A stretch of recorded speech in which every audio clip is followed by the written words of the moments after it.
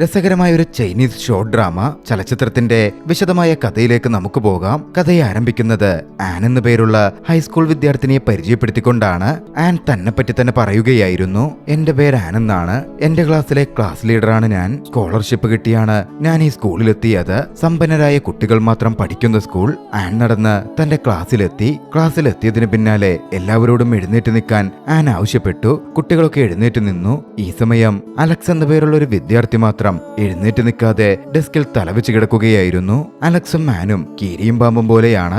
മര്യാദകളൊന്നും പാലിക്കാതെ ക്ലാസ്സിൽ എപ്പോഴും നടക്കുന്ന അവനെ ആനിന് ഇഷ്ടമേ അല്ല.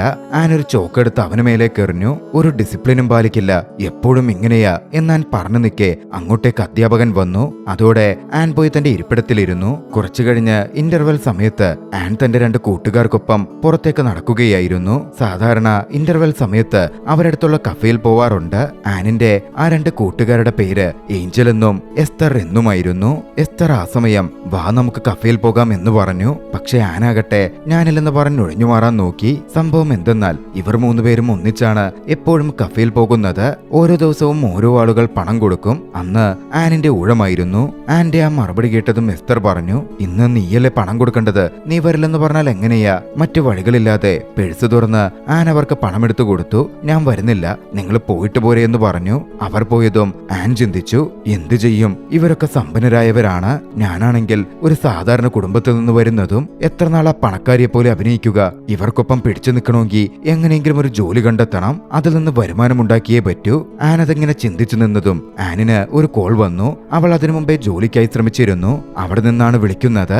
ആൻ എന്താണ് ജോലി എന്നറിയാൻ അങ്ങോട്ടേക്ക് ചെന്നു. ഒരു സമ്പന്ന കുടുംബത്തിലായിരുന്നു ജോലി. പീറ്റർ എന്ന പേരുള്ള അവൾ ചേട്ടൻ എന്ന് വിളിക്കുന്ന ഒരു വ്യക്തി അവിടെ ഉണ്ടായിരുന്നു. പീറ്ററാണ് ജോലിക്കാര്യങ്ങൾ അവൾക്ക് വിശദീകരിച്ചു കൊടുത്തത്. കൃത്യമായി പറഞ്ഞാൽ അവിടുത്തെ വീട്ടുജോലിക്കാരിയുടെ ജോലിയാണ്. വീട് അടിക്കണം, തുടയ്ക്കണം, അവിടുത്തെ ഇളയ കുട്ടിക്ക് വേണ്ട കാര്യങ്ങളൊക്കെ ചെയ്തു കൊടുക്കണം. ഇതാണ് ആനിന്റെ ഡ്യൂട്ടി. അത്യാവശ്യം വലിയൊരു ശമ്പളവും പറഞ്ഞിട്ടുണ്ട്. അത്രയും ശമ്പളം കിട്ടുന്നതല്ലേ മെയ്ഡെങ്കിൽ മെയ്ഡ്, ആ ജോലി ചെയ്യാം എന്നാൻ തീരുമാനിച്ചു. പിന്നാലെ പീറ്ററിന്റെ സഹായത്തോടെ കോൺട്രാക്ട് പേപ്പറിലൊക്കെ അവൾ സൈൻ ചെയ്തു കൊടുത്തു. വൈകാതെ ജോലിയിൽ പ്രവേശിച്ച് വീട് ക്ലീൻ ചെയ്യാനും മറ്റുമുള്ള ജോലിയിൽ ഏർപ്പെടാൻ തുടങ്ങി. മെയ്ഡിന്റെ വസ്ത്രമൊക്കെ ധരിച്ചാണ് അവൾ ജോലി നോക്കുന്നത്. പുറംഭാഗം അവൾ ക്ലീൻ ചെയ്തുകൊണ്ടിരിക്കെ അങ്ങോട്ടേക്ക് അലക്സ് കടന്നു വന്നു. യാഥാർത്ഥ്യത്തിൽ അത് അലക്സിന്റെ വീടായിരുന്നു. അലക്സിന്റെ കാര്യങ്ങൾ നോക്കാനും വീട്ടുജോലികൾ ചെയ്യാനുമാണ് ആനിനെ ഏർപ്പാടാക്കിയിരിക്കുന്നത്. അലക്സ് വന്നതും ആനിനെ കണ്ടതും അവളെ കളിയാക്കാൻ തുടങ്ങി. ഓ, നീയാണോ ഞങ്ങളുടെ പുതിയ മെയ്ഡ്? കൊള്ളാലോ. അവൻ അവളുടെ ഒരു ഫോട്ടോ എടുത്തു. അതിശയത്തോടെ ആൻ ചോദിച്ചു, നീയാണോ യങ് മാസ്റ്റർ? ആ, പിന്നെ ഞാനല്ലാതാരാ എന്നായിരുന്നു ചിരിയോടെ അവന്റെ മറുപടി. അത് കേട്ടതും ജോലി ഉപേക്ഷിച്ച് പോവാമെന്ന മട്ടിൽ അവൾ അകത്തേക്കൂടി. പക്ഷേ അവൻ വിളിച്ചു പറഞ്ഞു, നിനക്കങ്ങനെ പോവാൻ പറ്റുമെന്ന് തോന്നുന്നുണ്ടോ? നീ എന്തായാലും കോൺട്രാക്ട് ഒക്കെ സൈൻ ചെയ്തിട്ടുണ്ടാവുമല്ലോ. കോൺട്രാക്ട് ബ്രീച്ച് ചെയ്ത നഷ്ടപരിഹാരമായി വലിയ തുക തന്നെ നീ നൽകേണ്ടി വരും. മര്യാദക്ക് പോയി നിന്റെ ജോലി നോക്കാൻ നോക്ക്. അതും പറഞ്ഞ് അലക്സ് അകത്തേക്ക് പോയി. ആൻ അങ്കലാപ്പിൽ നിന്നു. സ്കൂളിൽ വെച്ച് അവനോട് പ്രവർത്തിച്ചതിനൊക്കെ അവൻ ഇവിടുന്ന് പകരം വീട്ടും. എന്റെ ജീവിതം തൊലഞ്ഞു അവൾ ചിന്തിക്കുന്നുണ്ടായിരുന്നു. പിന്നാലെ അലക്സ് ആനിനോട് തനിക്ക് കോഫി കൊണ്ടുവരാൻ ആവശ്യപ്പെട്ടു. ആദ്യം കോഫി കൊണ്ടുകൊടുത്തപ്പോ ഇതിൽ മധുരം അധികമാണെന്ന് പറഞ്ഞു. അത് മാറ്റി പിന്നെ കൊടുത്തപ്പോഴോ മധുരം കുറവാണെന്ന്. മൂന്നാമത് കൊടുത്തപ്പോ കടുപ്പം കൂടുതലാണ്. ഓരോ തവണയും ഓരോ കാരണം പറഞ്ഞ് ആനിനെ അലക്സ് ചെറുതായി പ്രാങ്ക് ചെയ്യാൻ തുടങ്ങി. ആനിനും വല്ലാതെ ദേഷ്യം വരുന്നുണ്ടായിരുന്നു. ഇവൻ എന്നെ ഭ്രാന്ത് പിടിപ്പിക്കും, അവൾ മനസ്സിൽ പറഞ്ഞു. പിന്നാലെ അവൾ അവിടുത്തെ തുണിയൊക്കെ അലക്കാൻ വേണ്ടി എടുത്തു. അത് കണ്ടതും അലക്സ് അങ്ങോട്ടേക്ക് വന്നു. അലക്സ് പറഞ്ഞു, എന്താ വസ്ത്രമൊക്കെ അലക്കാൻ പോകുവാണോ? എന്റെ ഡ്രസ്സൊന്നും വാഷിംഗ് മെഷീനിലിട്ട് അലക്കാൻ പറ്റില്ലാട്ടോ. നല്ല ഡ്രസ്സുകളാ, ഒക്കെ കൈകൊണ്ട് തിരുമ്മി കഴുകണം. ഇവൻ എനിക്ക് ശരിക്കും പണി തരുന്നതാ, അവൾ മനസ്സിൽ പറഞ്ഞു. തിരിച്ചു പറയാനും പറ്റുന്നില്ല. ഒടുവില് അവൾക്ക് അവന്റെ വസ്ത്രങ്ങൾ ഹാൻഡ് വാഷ് ചെയ്യേണ്ട വന്നു. അപ്പോഴാണ് അതിലും വലിയ പ്രശ്നം. അവന്റെ ഒരു ഷർട്ട് തന്നെ കീറിപ്പോയി. എന്തു ചെയ്യും? അവൾ ഒന്ന് ഭയന്നു. എന്തായാലും അലക്സ് അറിയാതെ അത് അവൾ മറച്ചു. പിന്നാലെ വീട് മുഴുവൻ അവൾ തുടയ്ക്കാൻ ആരംഭിച്ചു. കഠിനമായ ജോലി തന്നെ. ഒടുവിൽ അവശതയിൽ തുടയ്ക്കലൊക്കെ കഴിഞ്ഞപ്പോ ഒരു മൂലയ്ക്ക് വീണ് അവൾ തളർന്നു കിടന്നുറങ്ങിപ്പോയി. അലക്സ് ആണെങ്കിൽ അവളെ അന്വേഷിച്ചു വന്നു. ഓ, എന്റെ വേലക്കാരി പെണ്ണ് ഇവിടെ കിടക്കുവാണോ എന്ന് പറഞ്ഞ് അങ്ങോട്ടേക്ക് എത്തിയ അവൻ അവൾ ഉറങ്ങുന്നു കണ്ടതും ഒരു നിമിഷം അവളെ നോക്കി നിന്നു. അവളെ എഴുന്നേൽപ്പിക്കാൻ അവന് തോന്നിയില്ല. അവളെ എടുത്ത് ബെഡിലേക്ക് കിടത്താൻ അവൻ ശ്രമിച്ചു. പക്ഷെ കാല് തെറ്റി അവളുടെ മുകളിലേക്ക് വീണു. അവളുടെ നെറ്റിയിൽ ശിരസിൽ ഉമ്മ വയ്ക്കുകയും ചെയ്തു. പെട്ടെന്നാണ് ആൻ കണ്ണു തുറന്നത്. ഒരു നിമിഷം അലക്സ് ഞെട്ടിയിരുന്നു. അലക്സ് പറഞ്ഞു, നീ താഴെ കിടന്ന് ഉറങ്ങുവാണല്ലോ, അപ്പോ നിന്നെ കട്ടിലേക്ക് കിടത്താമെന്നേ ഉണ്ടായിരുന്നുള്ളൂ. കാല് തെറ്റി നിന്റെ മുകളിലേക്ക് വീണതാ. ഇതൊക്കെ പറഞ്ഞാ നീ വിശ്വസിക്കോ? അവളും ഒന്ന് കണ്ണടച്ചു തുറന്നു. കുറച്ചു കഴിഞ്ഞ് ഭക്ഷണം കഴിക്കാൻ വേണ്ടി അലക്സ് ടേബിളിൽ വന്നിരുന്നു. വന്നിരിക്കുകയാണ്. പീറ്റർ ആ സമയം അവിടെ ഉണ്ടായിരുന്നു. പീറ്റർ ചോദിച്ചു, സാറിന്റെ കണ്ണിനെന്താ പറ്റിയത്? കഥ അവിടെ നിന്നും ഒരു ഫ്ലാഷ് ബാക്കിലേക്ക് പോകുന്നു. നേരത്തെ ആനിന് മുകളിലേക്ക് അലക്സ് വീണിരുന്നല്ലോ. കണ്ണ് ചിമ്മിയ ശേഷം ആൻ ചെയ്തത് അവന്റെ കണ്ണിനിട്ട് കുത്തി അവനെ തന്റെ മേലിൽ നിന്ന് മാറ്റി എഴുന്നേൽക്കുകയായിരുന്നു. ഒന്നുമില്ല, അത് ഇതിവിടെ ഇടിച്ചതാ എന്ന മട്ടിലൊക്കെ പറഞ്ഞ് അവൻ ഒഴിഞ്ഞു മാറി. അടുത്ത ദിവസം പുലർച്ചെ സ്കൂളിലേക്ക് പോകുവാൻ വേണ്ടി ആൻ ധൃതി പിടിച്ചിറങ്ങി ഓടി വരികയായിരുന്നു. ഇതേ സമയം അവിടെ പുറത്തായി അലക്സ് നിൽക്കുന്നുണ്ട്. ഞാൻ നിന്നെ വെയിറ്റ് ചെയ്ത് നിന്നതാ, വാ നമുക്ക് ഒന്നിച്ചു പോകാം എന്ന് അലക്സ് പറഞ്ഞു. നമ്മളെന്തിനാ ഒന്നിച്ചു പോകുന്നേ? അതൊന്നും ശരിയാവില്ല, കുട്ടികൾ കണ്ട് തെറ്റിദ്ധരിക്കും. ആൻ അതൊക്കെ പറഞ്ഞപ്പോ മെയ്ഡ് എന്നവൻ പറഞ്ഞു തുടങ്ങിയതും അവൾ അവന്റെ വായി പൊത്തി. ദയവ് ചെയ്ത് സ്കൂളിൽ അതൊന്നും പറയരുത്. അത് പറയാതിരിക്കാൻ നിങ്ങൾ പറയുന്ന എന്തും ഞാൻ ചെയ്യാം. എങ്കിൽ ഒരു ഫോട്ടോഷൂട്ട് നടത്തണം എന്നായിരുന്നു അലക്സ് പറഞ്ഞത്. അന്ന് ക്ലാസ് ഒക്കെ കഴിഞ്ഞ് വീട്ടിലെത്തിയ മെയ്ഡ് ഡ്രസ്സിൽ അലക്സ് അവളുടെ ഒരു ഫോട്ടോഷൂട്ട് തന്നെ നടത്തി. എന്തിനാ ഈ ഫോട്ടോ എന്നവൾ ചോദിച്ചപ്പോ, മേഡത്തിന് എന്ത് പവറായിരുന്നു, സ്കൂൾ ലീഡർ, എല്ലാവരെയും ഗുണദോഷിക്കൽ, ശിക്ഷിക്കൽ. ആ മേഡമാണല്ലോ എന്റെ വീട്ടിലിപ്പോ വേലക്കാരിയായി ജോലി നോക്കുന്നത്. അത് ചിന്തിക്കുമ്പോ തന്നെ ഒരു കിക്ക. ഈ ഫോട്ടോ നോക്കുമ്പോ ഒരു സന്തോഷവും കിട്ടും. അലക്സ് മറുപടി പറഞ്ഞു. ആനിന് നല്ല ദേഷ്യം വരുന്നുണ്ട്. എന്നാലും അതൊക്കെ കടിച്ചു പിടിച്ച് അവൾ പറഞ്ഞു, ദയവേത് മെയ്ഡായിട്ടുള്ള കാര്യമൊന്നും സ്കൂളിൽ ആരോടും പറയരുത്. ഇത് നമ്മുടെ ഉള്ളിൽ തന്നെ നിന്നാ മതി. അതൊക്കെ ആലോചിക്കാം. നീ എന്റെ മൂഡ് സ്പോയിൽ ചെയ്യാതെ നോക്കിയാ ഞാൻ ആരോടും പറയില്ല. അതും പറഞ്ഞ് അലക്സ് മുറിയിലേക്ക് നടക്കാൻ തുടങ്ങി. ദേഷ്യത്തിൽ ക്ലീൻ ചെയ്തുകൊണ്ട് ആൻ പുറകെ വരുന്നുണ്ടായിരുന്നു. അവൻ അടുത്തെത്തിയതും അവനെ തല്ലാനെന്ന മട്ടിൽ കയ്യിലിരുന്ന ക്ലീനിങ് വസ്തു ഉയർത്തുകയും ചെയ്തു. കൃത്യസമയത്തായിരുന്നു അലക്സ് തിരിഞ്ഞു നോക്കിയത്. അവൻ അത് കണ്ടു. നീ തല്ലാൻ പോകുവാണോ? അല്ലല്ല, നിങ്ങളുടെ വസ്ത്രത്തിൽ പൊടിയായല്ലോ, അത് തുടയ്ക്കാൻ വന്നതാ എന്നൊക്കെ പറഞ്ഞ് അവൾ ആ പൊടി തട്ടിക്കൊണ്ട് അവന്റെ ശരീരത്തിൽ വന്ന് മുട്ടി ബാക്കി ക്ലീൻ ചെയ്യാൻ മുകളിലേക്ക് പോയി. അലക്സ് ഇതൊക്കെ കണ്ട് ചെറു പുഞ്ചിരിയോടെ അവളെ നോക്കിയിരുന്നു. അവന്റെ മനസ്സിൽ അവൻ ആലോചിച്ചു, ഇത്രനാളും നീ എന്റെ കൂടെ തന്നെയല്ലേ പഠിച്ചുകൊണ്ടിരുന്നേ, പക്ഷെ ഇത്ര ഭംഗിയായി ക്യൂട്ടായി എനിക്ക് തന്നെ ഇതിനു മുമ്പ് തോന്നിയിട്ടേയില്ലല്ലോ. അടുത്ത ദിവസം സ്കൂളിൽ എക്സാം ഉണ്ടായിരുന്നു. നന്നായി പഠിക്കുന്ന ആൻ നല്ല രീതിയിൽ പരീക്ഷ എഴുതി. ആ സമയത്ത് അവളൊന്ന് ആലോചിച്ചു, അലക്സ് അവളെ ഭീഷണിപ്പെടുത്തി വെച്ചിരിക്കുകയാണ്. എടുത്ത മെയ്ഡ് ഫോട്ടോസ് ഒക്കെ ഉണ്ടല്ലോ, അത് പുറത്തു വിടാതിരിക്കണമെങ്കിൽ പരീക്ഷയിൽ അവനെ സഹായിക്കണമെന്ന്. മനസ്സില്ലാ മനസ്സോടെ അവൾ ആൻസർ ചെയ്തു കഴിഞ്ഞതും ആ പേപ്പറിൽ അവന്റെ പേരെഴുതി അവന് കൈമാറി. അവന്റെ പേപ്പർ മേടിച്ച് അവളത് ആൻസർ ചെയ്യാനും ആരംഭിച്ചു. ഇതൊക്കെ അവളുടെ കൂട്ടുകാരി എസ്തർ നോക്കിക്കണ്ടിരുന്നു. എന്തോ ഒരു വശപ്പിശക് എസ്തറിന് തോന്നി. അന്ന് കൂട്ടുകാരികൾ ആനുമായി മാറി നിന്ന് സംസാരിക്കുമ്പോ എസ്തർ ചോദിച്ചു, ഞാനെന്ന് അലക്സിനെ ഡേറ്റ് ചെയ്യുന്ന കാര്യം നിന്നോട് സംസാരിച്ചതല്ലേ? അപ്പോ നീ പറഞ്ഞു അവനൊന്നിനും കൊള്ളാത്തവനാണ്, നിനക്ക് ചേരാത്തവനാണെന്നൊക്കെ. എന്നിട്ടിപ്പോ നീ അവനെ വലിയ കാര്യത്തിൽ സഹായിക്കുന്നൊക്കെ ഉണ്ടല്ലോ. എന്താ നിനക്ക് ഡേറ്റ് ചെയ്യാനുള്ള പ്ലാനാണോ? അങ്ങനൊന്നുമില്ല, നിനക്ക് തോന്നിയതാവും. തോന്നിയതോ? നീ നിന്റെ എക്സാം പേപ്പർ അവനുമായിട്ട് ഷെയർ ചെയ്യുന്നത് ഞാൻ കണ്ടല്ലോ. അതങ്ങനൊന്നുമല്ല, നിനക്കവനെ സെറ്റാക്കി തരാൻ വേണ്ടിയിട്ടാ ഞാൻ അങ്ങനെയൊക്കെ ചെയ്തത്. അവനുമായിട്ട് ഞാനൊരു മീറ്റിംഗ് വരെ അറേഞ്ച് ചെയ്യുന്നുണ്ട്. നിന്നെ അവനെ ഇൻട്രൊഡ്യൂസ് ചെയ്ത് നിങ്ങളെ ഒന്നിപ്പിക്കല എന്റെ ഒരു പദ്ധതി തന്നെ. ഒരു തരത്തില് കൂട്ടുകാരിൽ നിന്ന് രക്ഷപ്പെടാൻ ഞാൻ ശ്രമിച്ചു. പിന്നാലെ അലക്സിനെ വിളിച്ചു വരുത്തി എസ്തറയും കൂട്ടിക്കൊണ്ട് അന്ന് വൈകുന്നേരം അടുത്തുള്ളൊരു ബാറിൽ അവർ പോയി. എസ്തറോട് ഞാൻ ഒരു പദ്ധതി പറഞ്ഞിരുന്നു, ഞാൻ കുറച്ചേ കുടിക്കൂ, നീ ഇത്തിരി അധികം കുടിക്കണം, എന്നിട്ട് അവശതയായ പോലെ അഭിനയിക്കണം. അവൻ നിന്നെ താങ്ങിയെടുത്ത് വീട്ടിൽ ഡ്രോപ്പ് ചെയ്യും. അത് നിങ്ങൾ കടക്കാനുള്ള അവസരവുമാകും. പക്ഷെ അവിടെ വെച്ച് നടന്നതെന്തെന്നാൽ ബാറിലെത്തിയ ഞാൻ അധികം കുടിക്കുന്നില്ലെന്ന് പറഞ്ഞ് മടമടാ കുടിച്ചു. എസ്തറാകട്ടെ ആവശ്യത്തിനെ കുടിച്ചുമുള്ളൂ. അവിടെ നിന്ന് വീട്ടിലേക്ക് നടക്കുമ്പോ ആൻ ആടിയാടി അവശതയിലായിരുന്നു പോയിരുന്നത്. എസ്തറും വയ്യാത്ത പോലെ അഭിനയിച്ച് ആടുന്നൊക്കെയുണ്ട്. ആനിനെ സഹായിക്കാൻ അലക്സ് വന്നപ്പോ അവൾ പറഞ്ഞു, എനിക്ക് കുഴപ്പമൊന്നുമില്ല, ഞാൻ നന്നായി നടക്കുന്നേ, ആ എസ്തറെ സഹായിക്ക്. അതോടെ അലക്സ് എസ്തറെ പിടിച്ച് സഹായിക്കാൻ ചെന്നു. കുറച്ച് മുമ്പോട്ട് നടന്ന് തിരിഞ്ഞു നോക്കുമ്പോ ആൻ അതാ താഴെ വീണ് ബോധരഹിതയായി കിടക്കുന്നു. ഒടുവിൽ നിനക്ക് കുഴപ്പമില്ലല്ലോ, നീ വീട്ടിലേക്ക് പൊക്കോ, അവള് വീണുപോയി, ഞാൻ അവളെ സഹായിക്കട്ടെ എന്ന് പറഞ്ഞ് ആനിനെ അലക്സ് പൊക്കിയെടുത്തു. എസ്തറിന് ദേഷ്യം വന്നു. പ്ലാൻ ഉണ്ടാക്കിയത് എന്നെ സഹായിക്കാനാണെന്നാ പറഞ്ഞേ. ഇപ്പോ നോക്കിക്കേ, നിനക്ക് അവനുമായി അടുക്കാനുള്ള അവസരം വരുന്നു. ഇതൊക്കെയായിരുന്നല്ലേ നിന്റെ പദ്ധതി. എസ്തറിന് നല്ല ദേഷ്യം തന്നെ തോന്നിയിരുന്നു. അലക്സ് ആനെ പൊക്കിയെടുത്ത് വീട്ടിലെത്തിച്ച് തന്റെ ബെഡിൽ കിടത്തി. അലക്സിന് ആനോട് പ്രണയം തോന്നിയിരുന്നു. പക്ഷെ അവൻ അതുവരെ തുറന്നു പറഞ്ഞിട്ടില്ല. അവളെ ചുംബിക്കാൻ വേണ്ടി അവൻ അടുത്തേക്ക് ചെന്നു. ആ നിമിഷത്തിലായിരുന്നു എഴുന്നേറ്റ് ആൻ അവന്റെ മേലേക്ക് ഛർദിച്ചത്. ഇവിടെയാണോ ഞാനിപ്പോ ഉമ്മ വെക്കാൻ പോയത്? എന്റെ ദൈവമേ, അലക്സ് മനസ്സിൽ പറഞ്ഞു. എന്തായാലും ആ ദിവസം അങ്ങനെ കടന്നുപോയി. അടുത്ത ദിവസം എസ്തർ ഒന്ന് ആലോചിച്ചു. ഒരു ലവ് ലെറ്റർ എഴുതി അലക്സിന്റെ ബുക്കിനുള്ളിൽ വെക്കാമെന്ന്. ലവ് ലെറ്റർ അവന്റെ ബുക്കിൽ വെക്കാൻ ശ്രമിക്കുമ്പോഴാണ് അലക്സ് അവന്റെ ബുക്കിനുള്ളിൽ സൂക്ഷിച്ച ആനിന്റെ ഫോട്ടോ അവൾക്ക് കിട്ടുന്നത്. അതും മെയ്ഡ് വസ്ത്രത്തിലുള്ള ഫോട്ടോ. അത് കണ്ട എസ്തർ ഒന്നമ്പരുന്നു. ഇത് ആനല്ലേ? അവള് വേലക്കാരിയാണോ? അവൾ നല്ലൊരു കുടുംബത്തിലെ അംഗമാണ് എന്നൊക്കെയാണല്ലോ കൂട്ടുകാരോട് പറഞ്ഞിരുന്നത്.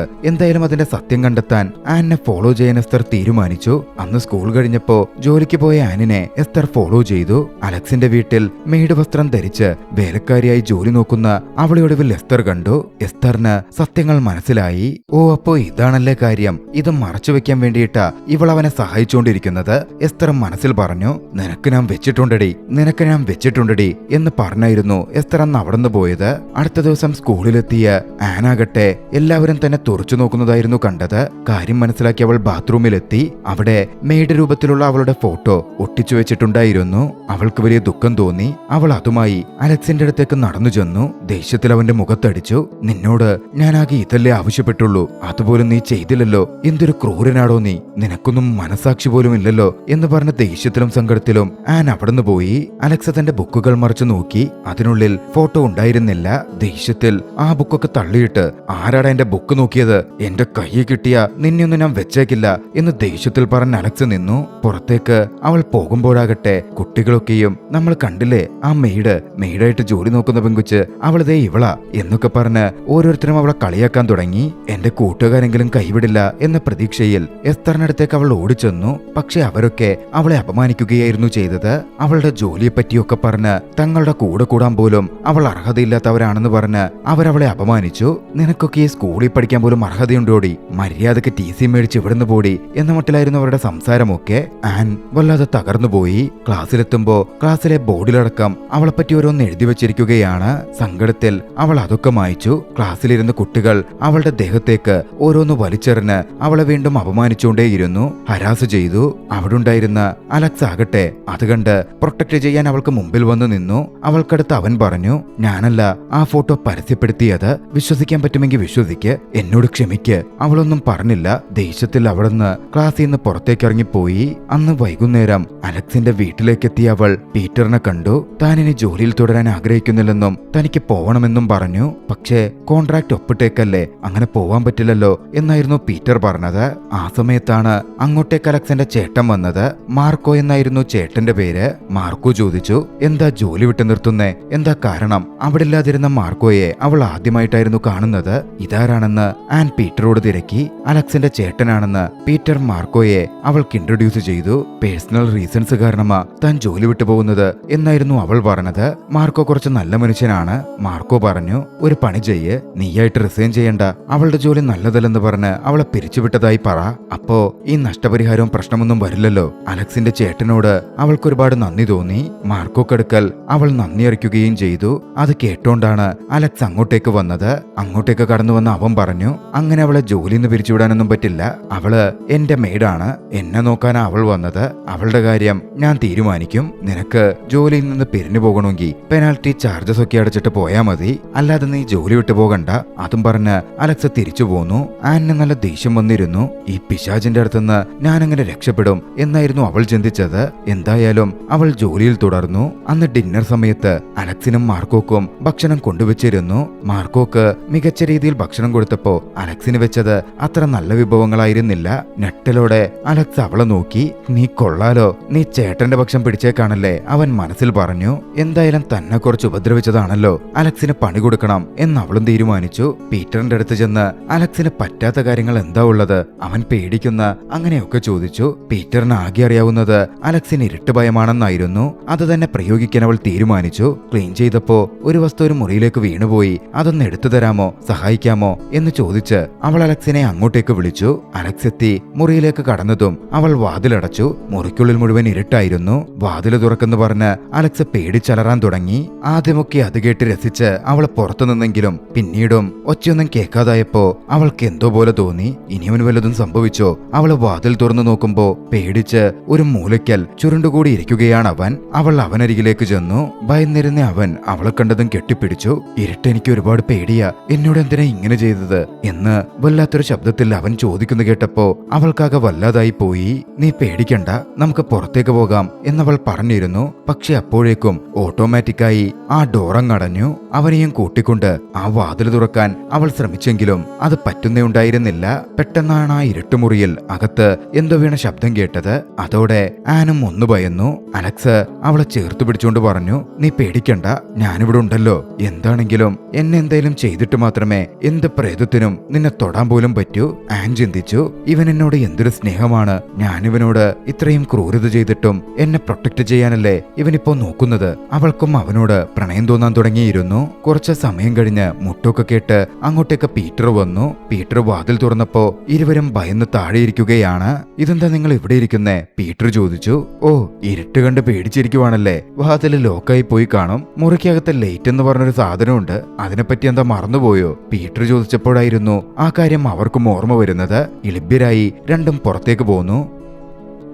എന്തായാലും അന്ന് രാത്രി ഉറങ്ങാൻ കിടന്ന ശേഷം അലക്സിന് എന്ത് ചെയ്ത ഉറക്കം വരുന്നില്ല. ആനിന്റെ ചിന്തകൾ തന്നെയാണ്. അടുത്ത ദിവസം പീറ്റർ ആനിനോട് കടയിൽ പോയി കുറച്ച് സാധനം വാങ്ങിക്കൊണ്ടുവരാൻ പറഞ്ഞു. മാർക്കോ അപ്പോഴാണ് അങ്ങോട്ടേക്ക് വരുന്നത്. സാധനമൊക്കെ ദൂരെ നിന്ന് ചുമന്നുകൊണ്ട് വരണ്ടേ, ഈ കൊച്ചിനതൊക്കെ ബുദ്ധിമുട്ടാകും, വേണമെങ്കിൽ സഹായത്തിന് താനും ചെല്ലാം എന്ന് പറഞ്ഞ മാർക്കോ ഇറങ്ങാൻ തുടങ്ങിയപ്പോ അങ്ങോട്ടേക്ക് അത് കേട്ട് അലക്സ് വന്നു. ഏയ് ചേട്ടൻ പോവണ്ട, ഞാൻ പൊക്കോളാം, ഇവൾ എന്റെ മെയ്ഡല്ലേ എന്നും പറഞ്ഞ് ആനെയും കൂട്ടിക്കൊണ്ടു പോയത് അലക്സ് ആയിരുന്നു. ആൻ ആലോചിച്ചു, കുറച്ചു മുമ്പ് ഇവന് ബട്ടൺസ് ഒക്കെ ഇട്ടുകൊടുക്കാൻ പറഞ്ഞ് അതൊക്കെ ഇട്ടിട്ട് വന്നേ ഉള്ളൂ. ഇവനിനി പുറത്തു കൊണ്ടുപോയി എന്ത് പണിയാവോ ഒപ്പിക്കാൻ പോകുന്നേ? സൂപ്പർ മാർക്കറ്റിൽ എത്തിയപ്പോഴോ കാർട്ടിനകത്തേക്ക് അലക്സ് കയറിയിരുന്നു. ആൻ അവനെയും മുന്തിക്കൊണ്ട് നടന്നു. സാധനങ്ങളൊക്കെ ഷെൽഫിൽ നിന്ന് അലക്സ് എടുക്കുകയും ചെയ്തു. ഒടുവിൽ ബില്ലൊക്കെ ചെയ്ത് പോന്നപ്പോഴോ ഒരു സാധനം പോലും അവൻ പിടിച്ചില്ല. മുഴുവൻ പിടിക്കുവാൻ ആനിനടുത്തു കൊടുത്തു. ഒരു തരത്തിൽ കഷ്ടപ്പെട്ടിട്ടായിരുന്നു ആൻ വീട്ടിലെത്തിയത്. പിന്നാലെ കുക്കിംഗ് ഒക്കെ നടക്കുകയാണ്. മാർക്കോ ആയിരുന്നു കുക്ക് ചെയ്തത്. അത് കണ്ട് ആൻ മാർക്കോയെ അഭിനന്ദിച്ചു. ഇതൊക്കെ കണ്ട് അവിടെ ഉണ്ടായിരുന്ന അലക്സിന് അത്രയ്ക്ക് അങ്ങോട്ടേക്ക് പിടിക്കുന്നില്ല. ഇതിനിടയിൽ അവളുടെ കൈയും മുറിഞ്ഞു. അത് കണ്ട മാർക്കോ വേഗം ആശുപത്രി പോവാം, വണ്ടിയെടുക്ക് എന്നൊക്കെ പറഞ്ഞപ്പോ അലക്സ് കടന്നു വന്ന് ചെറുതായി മുറിഞ്ഞ അവളുടെ കൈയെടുത്ത് ആ മുറിഞ്ഞ ഭാഗം നാക്കുകൊണ്ട് നക്കി. കുഴപ്പമൊന്നുമില്ലെന്നും പറഞ്ഞ് ആൻ പിന്നാലെ പിന്മാറി. അപ്പോഴാണ് ബെല്ലടിക്കുന്ന ശബ്ദം കേട്ടത്. മാർക്കോ പോയി ആരാണെന്ന് നോക്കി. അങ്ങോട്ടേക്ക് വന്നിരുന്നത് എസ്തർ ആയിരുന്നു. അന്നൊരു ഗസ്റ്റ് ഉണ്ടാകും എന്ന് മാർക്കോ നേരത്തെ പറഞ്ഞിരുന്നു. അതിനാണ് കുക്ക് ചെയ്തുകൊണ്ടിരുന്നതും. ആ ഫ്രണ്ട് എസ്തർ ആയിരിക്കും എന്നൊരിക്കലും അലക്സും ആനും പ്രതീക്ഷിച്ചിരുന്നില്ല. അകത്തേക്ക് കടന്നതും എസ്തറെ അവർക്ക് ഇൻട്രൊഡ്യൂസ് ചെയ്യാൻ മാർക്കോ ശ്രമിച്ചു. പക്ഷെ എസ്തർ പറഞ്ഞു, പരിചയപ്പെടുത്തണ്ട, ഞങ്ങൾക്കൊക്കെ പരസ്പരം അറിയാം, ഞങ്ങൾ ഒരേ സ്കൂളിലല്ലേ പഠിക്കുന്നത്. ആനിനാണെങ്കിൽ എസ്തറിന്റെ ആ വരവ് തീരെ ഇഷ്ടപ്പെട്ടിരുന്നില്ല. പക്ഷേ മറ്റു വഴിയില്ലല്ലോ. ഗസ്റ്റിനെ ആൻ സൽക്കരിച്ചു. സൽക്കാരമൊക്കെ കഴിഞ്ഞ് എല്ലാവരും മാറിയപ്പോ എസ്തർ അടുക്കളയിൽ കടന്നു. ഒരു ഗ്ലാസ്സിൽ വെള്ളമെടുത്ത് അതിലവൾ കൊണ്ടുവന്നിരുന്ന ഒരു പൊടി കലർത്തി. വശീകരണം ചെയ്യാൻ ശ്രമിക്കുന്ന ഒരു പൊടിയായിരുന്നു അത്. അപ്പോഴാണ് അവൾക്കൊരു കോൾ വന്നത്. അതെടുത്ത് അവൾ പുറത്തേക്ക് ഇറങ്ങിയതും അങ്ങോട്ടേക്ക് ദാഹിച്ച് അലക്സ് കടന്നു വന്നു. അലക്സ് ആ വെള്ളം കുടിക്കാൻ നോക്കിയപ്പോഴേക്കും എസ്തർ വന്നിരുന്നു. അത് കുടിക്കരുത്, ഞാൻ എനിക്ക് കുടിക്കാൻ എടുത്തു വെച്ചതാ. ആൻ പറഞ്ഞു. ഓഹോ, കുടിക്കാതിരിക്കണോ? എങ്കിയൊരു പണി ചെയ്യ്, എന്നെ കെട്ടിപ്പിടിച്ചൊരു ഉമ്മ എന്നിട്ട് നീ ആ വെള്ളം മേടിച്ചോ എന്നായിരുന്നു അലക്സിന്റെ മറുപടി. അതൊന്നും പറ്റില്ല, വെള്ളം കുടിക്കാൻ വേണ്ടി ഉമ്മ തരാനോ? പറ്റില്ലെന്ന് പറഞ്ഞ് ആൻ ചെണുങ്ങി. ഒടുവില് അലക്സിൽ നിന്ന് ആ വെള്ളം വാങ്ങി അവള് തന്നെ കുടിച്ചു. ഇത് കണ്ടുകൊണ്ടായിരുന്നു അങ്ങോട്ടേക്ക് എസ്തർ കയറി വന്നത്. അവർ തമ്മിൽ ചേർന്ന് നിൽക്കുന്നതും അടുപ്പവുമൊക്കെ കണ്ടതും എസ്തറിനൊക്കെ ദേഷ്യം വന്നു. ഇവരെ ഇനി അകറ്റാനേ പറ്റുമെന്ന് തോന്നുന്നില്ല എന്ന് പറഞ്ഞവൾ പുറത്തേക്ക് പോയി. ഇതേ സമയം ആ പൊടി കുടിച്ചിരുന്ന എസ്തറിന് എന്തോ ഒരു വയ്യായിക വരാനൊക്കെ തുടങ്ങിയിരുന്നു. ഹാളിലേക്ക് വന്ന് അവൾ വീഴാൻ പോയപ്പോ അവളുണ്ടായിരുന്ന മാർക്കോയെ താങ്ങി പിടിച്ചു. മാർക്കോ അവളെ പിടിച്ച് എവിടെയെങ്കിലും സുരക്ഷിതമായി കിടത്താം എന്ന് ചിന്തിച്ചപ്പോഴേക്കും അലക്സ് വന്നു. എന്റെ മെയ്ഡല്ലേ, ഞാൻ നോക്കിക്കോളാം എന്ന് പറഞ്ഞ് അവളെ പൊക്കിയെടുത്തു. നിന്റെ മെയ്ഡാണെന്ന് വെച്ച് നീ തന്നെ എപ്പോഴും നോക്കണമെന്നുണ്ടോ?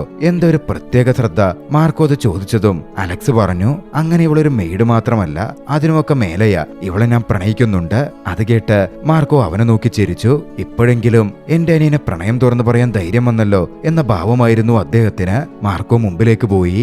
അലക്സ് അവളെ പൊക്കിയെടുത്ത് തന്റെ ബെഡിൽ കൊണ്ടുപോയി കിടത്തി. മനസ്സിൽ അവൻ ചിന്തിച്ചു, ഓരോ തവണയും എന്റെ ചേട്ടനെ നീ പൊക്കി പറയുമ്പോഴുമൊക്കെ എനിക്ക് വല്ലാത്ത കുശുമ്പ് തോന്നുന്നുണ്ടായിരുന്നു. ഇപ്പോഴെനിക്ക് മനസ്സിലായത് എനിക്ക് നിന്നോട് ആത്മാർത്ഥമായ പ്രണയമാണ്. നീ ഉണരുമ്പോ ഞാനിത് നിന്നോട് തുറന്നു പറയും. അതും ചിന്തിച്ച് അവൻ അവളുടെ നെറ്റിയിൽ ചുംബിച്ചു. അവർ ഒന്നാവുമെന്ന സൂചനയോടെ ചലച്ചിത്രം അവസാനിക്കുന്നു. രസകരമായ ചെറിയ ഈ ഷോർട്ട് ഡ്രാമ നിങ്ങൾക്കിഷ്ടമായെങ്കിൽ വീഡിയോ ലൈക്ക് ചെയ്യുക. അഭിപ്രായങ്ങളും നിർദ്ദേശങ്ങളും കമന്റുകളിൽ രേഖപ്പെടുത്തുക. കഴിയുമെങ്കിൽ ചാനൽ സബ്സ്ക്രൈബ് ചെയ്തും കൂട്ടുകാർക്ക് ഷെയർ ചെയ്തു കൊടുത്തും ഞങ്ങളെ സപ്പോർട്ട് ചെയ്യുക. അടുത്ത എപ്പിസോഡിൽ മറ്റൊരു മികച്ച ചലച്ചിത്രവുമായി നമുക്ക് കണ്ടുമുട്ടാം. അതുവരെ ബൈ.